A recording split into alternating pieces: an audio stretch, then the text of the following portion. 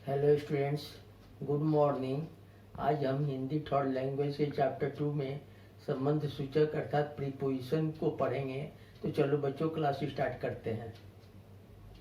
Students, Hindi third language के पिछले class में हम लोगों ने सर्वनाम पढ़ा था।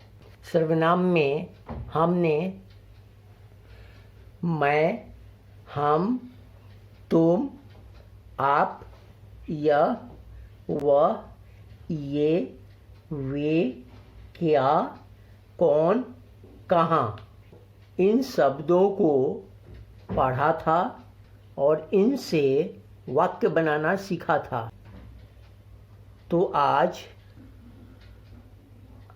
चैप्टर 2 संबंध सूचक पढ़ेंगे। संबंध सूचक मतलब प्रीपोजिशन। इसमें हम कुछ वर्ड्स का सेंटेंस में यूज करना सीखेंगे। स्टूडेंट्स, यहाँ हिंदी थर्ड लैंग्वेज में हम पहले शब्दों का यूज करना और सेंटेंस बनाना अर्थात वाक्य बनाना सीख रहे हैं, क्योंकि आगे के चैप्टर्स में हमें पोएम और स्टोरीज को पढ़ना है। ठीक है स्टूडेंट्स, चलो अब चैप्टर 2 स्टार्ट करते हैं। सबसे पहले देखें संबंध सूचक किसे कहते हैं। दो बातों के बीच संबंध बताने वाले को संबंध सूचक शब्द कहते हैं। अर्थात किसी भी दो वस्तु या दो बातों के बीच यूज किया गया वर्ड संबंध सूचक या प्रीपोजिशन कहलाता है। पहला वर्ड है के पास। यहाँ पास प्रीपोजिशन है, तो इससे सेंटेंस देखो। घर के पास तालाब है। A pond is near the house. दूसरा है खरगोश के पास हिरन है। ए डियर इज नियर द रेबिट। स्टूडेंट्स, पास शब्द का यूज हम उस सेंटेंस में करेंगे जहाँ पर दो व्यक्ति या वस्तु आसपास हो। जैसे पहले पिक्चर में देखो, घर और तालाब आसपास है, मतलब क्लोज है। इसीलिए हम लिखेंगे घर के पास तालाब है। सेकंड पिक्चर में देखो, खरगोश के पास हिरन है, इसीलिए हम लिखेंगे खरगोश के पास हिरन है। ठीक है, अब नेक्स्ट वर्ड देखते हैं। नेक्स्ट वर्ड है के नीचे। यहाँ नीचे प्रीपोजिशन है। नीचे मीन्स अंडर। नीचे शब्द का यूज हम तब करेंगे जब कोई वस्तु या व्यक्ति किसी चीज़ के नीचे हो। जैसे पहले पिक्चर में बिल्ली छाते के नीचे है, इसीलिए हम लिखेंगे छाते के नीचे बिल्ली है। The cat is under the umbrella. अब दूसरे पिक्चर में देखो, चूहा टेबल के नीचे है, इसीलिए हम लिखेंगे मेज के नीचे चूहा है। A rat is under the table. Next word है के ऊपर। यहाँ ऊपर शब्द प्रीपोजिशन है। ऊपर शब्द का यूज हम तब करेंगे जब कोई भी व्यक्ति या वस्तु किसी चीज़ के ऊपर हो।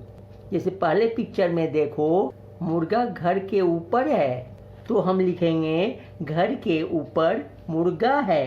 ए cock is on the house. Same उसी तरह दूसरे पिक्चर में लिखेंगे पेड़ के ऊपर पक्षी है। A bird is over the tree. Next शब्द है के सामने। यहाँ सामने शब्द प्रीपोजिशन है। सामने शब्द का यूज हम तब करेंगे जब कोई व्यक्ति या वस्तु आमने सामने हो या फेस टू फेस हो। जैसे पहले पिक्चर को देखकर हम लिख सकते हैं मेरे सामने राधा है। Radha is in front of me. उसी प्रकार हम दूसरे पिक्चर को देखकर लिख सकते हैं घर के सामने कार है। A car is in front of the house. Okay students, अब हम नेक्स्ट वर्ड देखेंगे। नेक्स्ट वर्ड है के अंदर। यहाँ अंदर शब्द प्रीपोजिशन है। अंदर शब्द का प्रयोग हम उस वाक्य में करेंगे जहाँ कोई भी व्यक्ति या वस्तु किसी चीज़ के अंदर हो। जैसे पहले पिक्चर को देखकर हम लिख सकते हैं घर के अंदर माता जी हैं। Mother is inside the house. उसी प्रकार दूसरा पिक्चर देखकर हम लिख सकते हैं टोकरी के अंदर पिल्ला है। The puppy is inside the basket. बच्चों अब नेक्स्ट शब्द है के बाहर। यहाँ बाहर संबंध सूचक है अर्थात प्रीपोजिशन है। बाहर शब्द का प्रयोग हम तब करेंगे जब कोई व्यक्ति या वस्तु किसी चीज़, जगह या स्थान से बाहर हो, आउटसाइड हो। जैसे पहले पिक्चर को देखकर हम यह लिख सकते हैं कमरे के बाहर बालक है। A boy is outside the room. और दूसरे पिक्चर को देखकर हम लिख सकते हैं नदी के बाहर मगर है। A crocodile is outside the river. बच्चों यह क्रोकोडाइल पानी के बाहर है, इसीलिए हम यहाँ बाहर शब्द का प्रयोग किए हैं। अब नेक्स्ट शब्द है के साथ। यहाँ के साथ संबंध सूचक है। साथ शब्द का यूज हम तब करेंगे जब दो व्यक्ति या वस्तु एक साथ समूह में हो या ग्रुप में हो। तो पहले पिक्चर को देखो, यहाँ हम लिख सकते हैं नीना के साथ मीना खेलती है। Meena plays with Neena. और दूसरे पिक्चर में देखो अपनी बहन के साथ भाई है।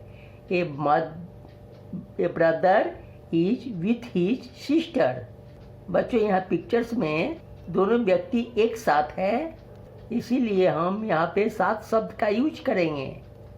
अब नेक्स्ट शब्द है के लिए। यहाँ लिए संबंध सूचक है। इसका प्रयोग हम तब करेंगे जब हमें कोई भी वस्तु किसी के लिए लानी हो या देनी हो। जैसे पहले पिक्चर को देखो, माँ के लिए चाय लाओ। Bring T for mother. यहाँ माँ के लिए चाय को लाने के लिए कहा जा रहा है। अब सेकंड पिक्चर को देखो, बच्चे के लिए दूध लाओ। Bring milk for the baby. Students अब नेक्स्ट शब्द है के पीछे। यहाँ पीछे संबंध सूचक है।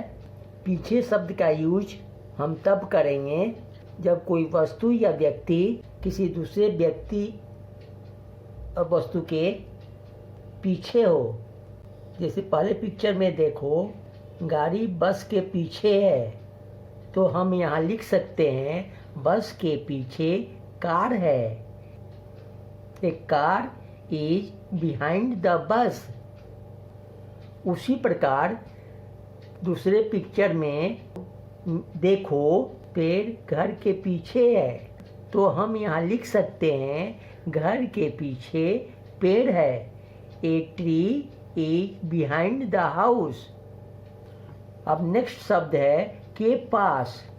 यहाँ पास संबंध सूचक है। के पास का यूज हमने पहले भी पढ़ा है। यहाँ पर देखो, तो चलो यहाँ कुछ वाक्य और देख लेते हैं।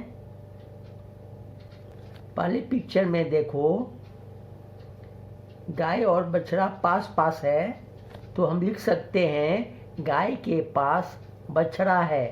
ए calf is near the cow. उसी प्रकार दूसरे पिक्चर को देखकर हम लिख सकते हैं पेड़ के पास बंदर है। A monkey is near the tree. Student next word है की ओर। यहाँ ओर संबंध सूचक है। ओर का प्रयोग हम तब करेंगे जब हमें किसी वस्तु या स्थान का लोकेशन या दिशा बताना हो। जैसे पहले पिक्चर में देखो यहाँ मंदिर की तरफ नदी है, तो यहाँ हम पिक्चर को देखकर लिख सकते हैं मंदिर की ओर नदी है। There is a river towards the temple. अब सेकंड पिक्चर में देखो, यहाँ हम लिख सकते हैं स्टेशन की ओर बगीचा है। There is a garden towards the station. Okay students, अब लास्ट शब्द है की तरह। तरह संबंध सूचक है। इसका यूज हम तब करेंगे जब हम किसी वस्तु या व्यक्ति की समानता को बताएंगे, मतलब सिमिलरिटी को बताएंगे। तो पहले पिक्चर में देखो, यहाँ कुत्ता और भेड़िया सिमिलर है, तो यहाँ लिख सकते हैं भेड़िया कुत्ते की तरह होता है।